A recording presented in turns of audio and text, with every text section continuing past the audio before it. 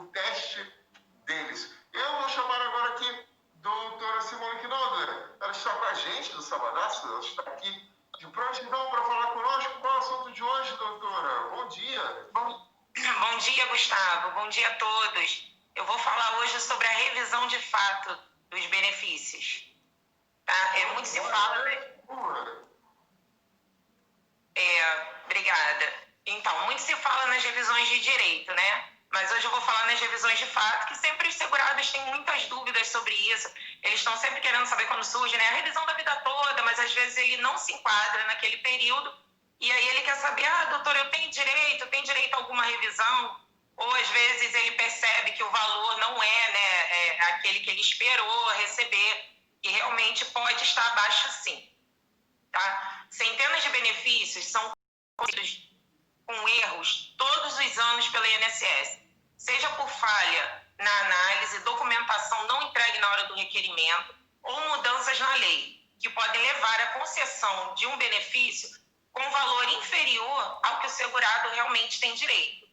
Existem duas categorias de revisões mais comuns, que são as de fato, que é o que eu vou falar hoje, e as de direito. As de fatos acontecem quando o INSS não considerou algum fato na hora de conceder o benefício, como, por exemplo, um período especial ou alguma contribuição.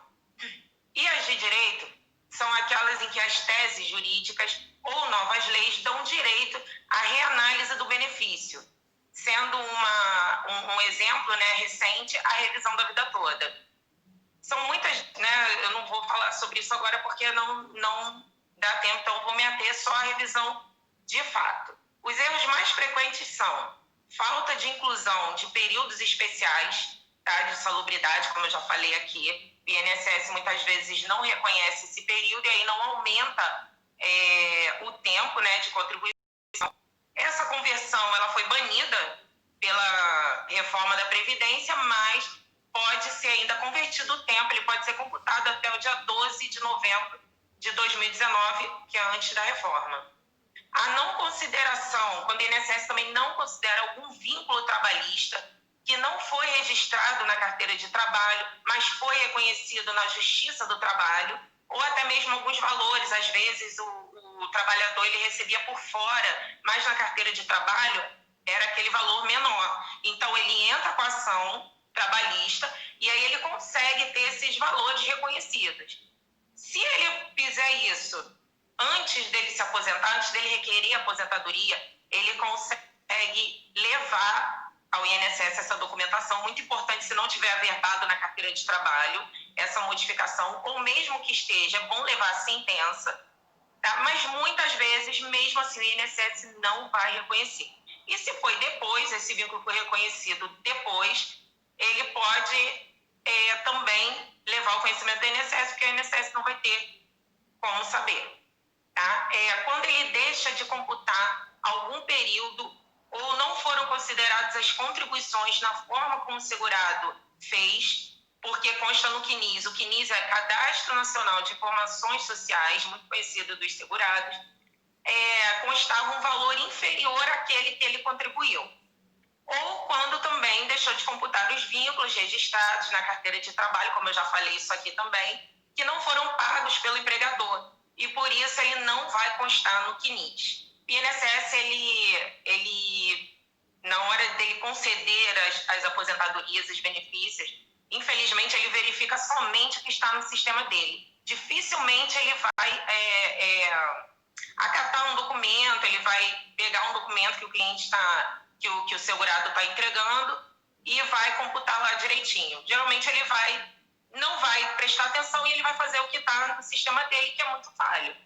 Tá? E o prazo, com exceção de algumas revisões de direito, né, como buraco negro e revisão do teto, o prazo para qualquer tipo de revisão é de 10 anos a contar da data da concessão do benefício.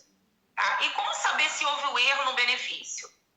O segurado tem que conferir a carta de concessão e a memória de cálculos onde estão discriminados os parâmetros usados na análise do INSS, incluindo os salários de contribuição, tá, computados. Ou ele pode solicitar o processo administrativo que concedeu o benefício, que eu acho o melhor, né? Porque ali vem de forma detalhada, vem toda a documentação, vem mostrando quais foram as contribuições, os valores.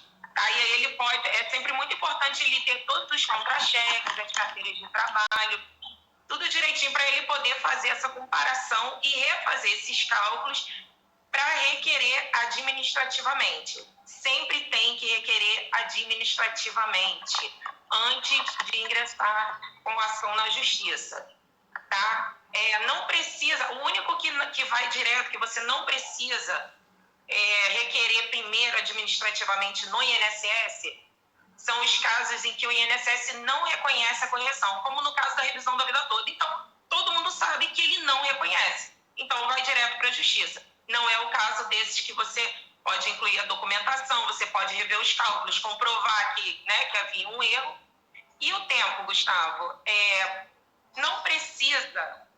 Quando você dá entrada em um benefício, uma aposentadoria, seja lá qualquer benefício que seja, você precisa aguardar o indeferimento para entrar com ação na justiça, tá? Mas no caso da revisão, não. Você pode esperar um tempo razoável aí de 30 dias, né? Você pode esperar um mês, 2 meses. Se você vê que está demorando muito, aí você pode, sim, procurar um especialista, né, em direito previdenciário e acionar o INSS na justiça para ter a sua revisão reconhecida.